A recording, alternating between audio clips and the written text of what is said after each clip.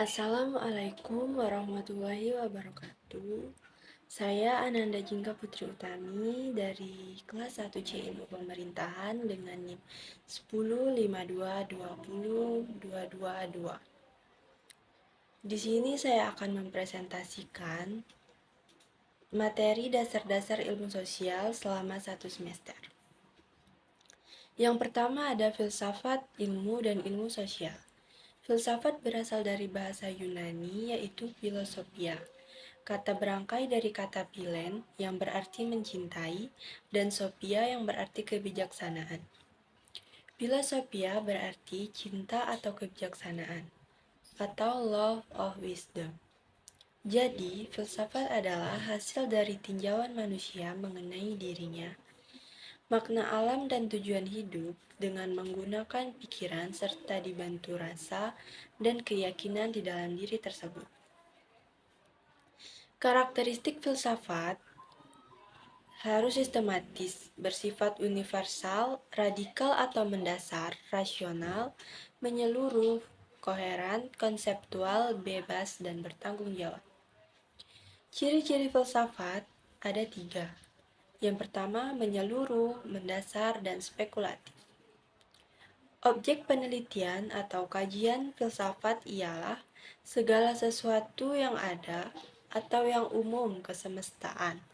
Objek material filsafat ialah segala sesuatu yang ada, baik ada dalam kenyataan atau realitas, ada dalam pikiran atau rasional, maupun ada dalam kemungkinan atau spiritual, transcendental, dan goib.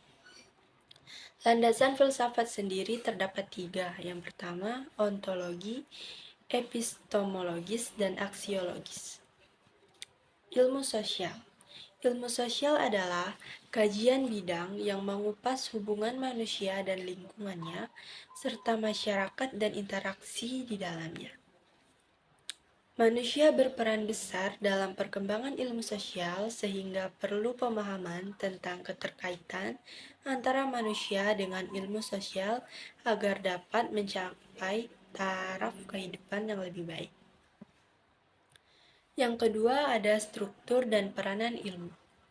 Pengertian struktur ilmu menurut Schwab pada tahun 1969, struktur suatu disiplin ilmu adalah bentuk konsepsi yang membatasi pokok masalah yang diselidiki dari suatu disiplin dan pengawasan atau pengendalian terhadap penelitiannya. Struktur suatu disiplin meliputi 2 bagian yaitu substantif konseptual struktur dan sitantial struktur. Substantif konseptual adalah konsep yang menjadi karangan berpikir dalam meneliti sesuatu. Substantif konseptual akan menghubungkan dan mengarahkan penelitian melalui serangkaian pertanyaan. Dengan demikian, dapat disimpulkan bahwa batang tubuh ilmu atau the body of knowledge strukturnya mencakup fakta, konsep, generalisasi, dan teori. Yang ketiga ada sosiologi. Kata sosiologi berasal dari bahasa Yunani, yang terdiri dari kata sosios yang artinya masyarakat dan logos yang artinya ilmu. Sosiologi adalah ilmu yang berfokus pada masyarakat, perilaku sosial manusia, pola hubungan sosial, interaksi sosial, dan aspek budaya yang terkait dengan kehidupan sehari-hari. Sosiologi sendiri awalnya tergabung ke dalam filsafat. Pencetus sosiologi adalah Auguste Comte pada tahun 1798 sampai 1857 atau biasa disebut dengan Bapak Sosiologi. Sosiologi diungkapkan pertama kali dalam bukunya yang berjudul Codes de Philosophie Positif pada tahun 1798 sampai 1857. Dan lahirnya sosiologi sendiri tercatat pada tahun 1842. Sifat dan hakikat sosiologi ilmu sosial atau gejala masyarakat. Kategoris, murni, abstrak, interaksi antar manusia, struktur masyarakat, rasional, umum, atau gejala umum, dan interdisipliner. Sosiologi sebagai ilmu pengetahuan tersusun secara sistematis, pemikiran, hasil dapat dikontrol orang lain. Unsur sosiologi terbagi menjadi 4, yaitu empiris, teoritis, kumulatif, dan non-atis. Objek kajian sosiologi adalah objek, masyarakat, dan perilaku. Manfaat sosiologi sendiri antara lain dapat melihat dengan jelas siapa diri kita dan mampu mengkaji tempat kita di masyarakat. Selanjutnya ada fungsi manusia sebagai makhluk individu, sosial, dan budaya. Fungsinya yang pertama yaitu dapat mengetahui karakteristik seseorang. Yang kedua, dapat menempatkan diri. Dan yang ketiga, membutuhkan lingkungan sosial. Terdapat sosialisasi primer dan sosialisasi sekunder. Sosialisasi primer adalah sosialisasi pertama menjadi masyarakat atau keluarga, dan sosialisasi sekunder sendiri merupakan terusan dari sosialisasi primer yang memperkenalkan individu ke masyarakat. Hal lain pembentuk individu adalah emosi, temperamen, intelijensia, atau yang biasa disebut dengan memecahkan masalah, dan kemampuan beradaptasi. Selanjutnya, proses sosial dan interaksi sosial. Proses sosial adalah pengaruh timbal balik antara berbagai segi kehidupan bersama, contohnya politik dan ekonomi. Bentuk interaksi sosial ada 4.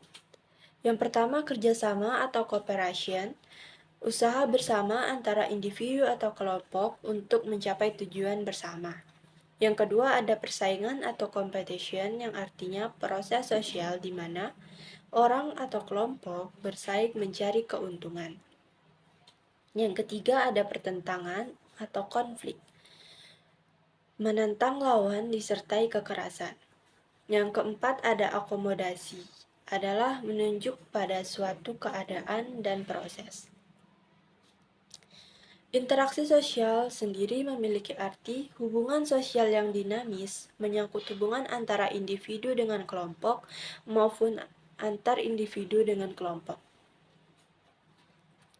Menurut Gilin dan Galin, proses sosial adalah proses yang asosiatif dan terbagi menjadi 3, antara lain kerjasama, akomodasi, dan asimilasi. Dan yang kedua adalah proses yang disosiatif dan terbagi menjadi 3 pula, yaitu persaingan, kontravensi, dan pertentangan.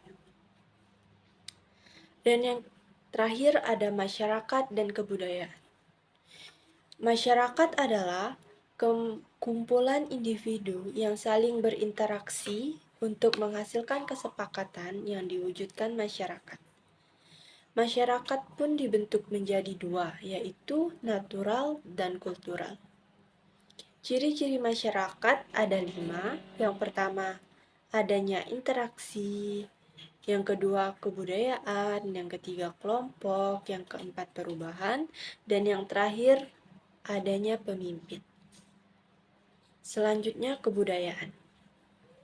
Kebudayaan adalah sistem kompleks yang mencakup pengetahuan, kepercayaan, kesenian, moral, hukum, adat istiadat, kemampuan, serta kebiasaan yang didapatkan oleh manusia sebagai anggota masyarakat. Unsur kebudayaan antara lain bahasa, kesenian, sistem, mata pencaharian, dan masih banyak lagi yang menjadi pembeda kebudayaan yang ada di Indonesia antara daerah yang satu dengan daerah lainnya, tetapi tetap masih dalam lingkup satu Indonesia. Dan itulah materi 1 semester yang saya presentasikan. Lebih dan kurang saya mohon maaf. Saya akhiri. Wabillahi taufiq wal hidayah. Wassalamualaikum warahmatullahi wabarakatuh.